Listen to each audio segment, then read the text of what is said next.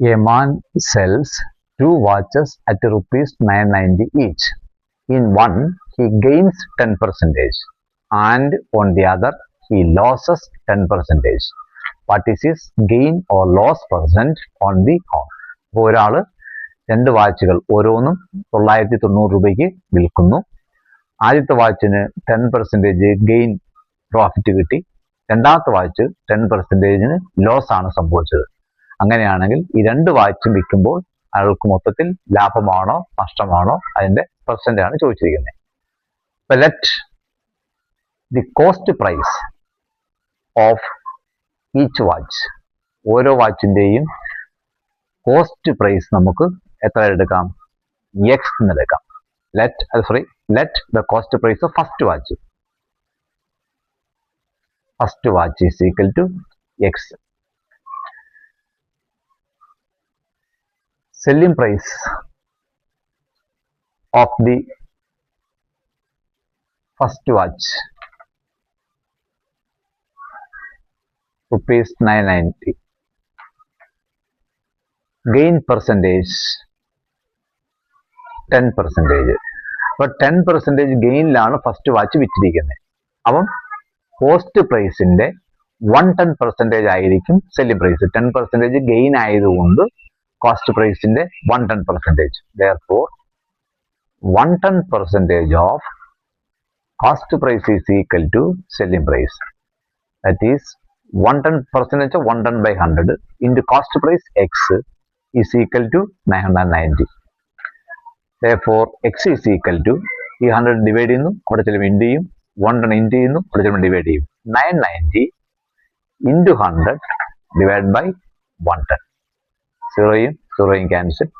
1199 9 times 9 into 100 that is 900. അതായത് first വാച്ചിന്റെ cost price 900. അടുത്ത let the cost price of second watch y എന്നെടുക്കാം. അവിടെ loss ആണ് സംഭവിച്ചേക്കുന്നത്. Loss 10%. അപ്പോൾ സെല്ലിംഗ് പ്രൈസ് എന്ന് പറയുന്നത് കോസ്റ്റ് പ്രൈസിന് 10% ലോസ് ആകുമ്പം 90% ആയിട്ട് മാറും. അപ്പോൾ 90% ഓഫ് കോസ്റ്റ് പ്രൈസ് ആണ് രണ്ടാമത്തെ വാച്ചിന്റെ selling price. That is 90 by 100 into cost price y is equal to selling price 990 തന്നെ.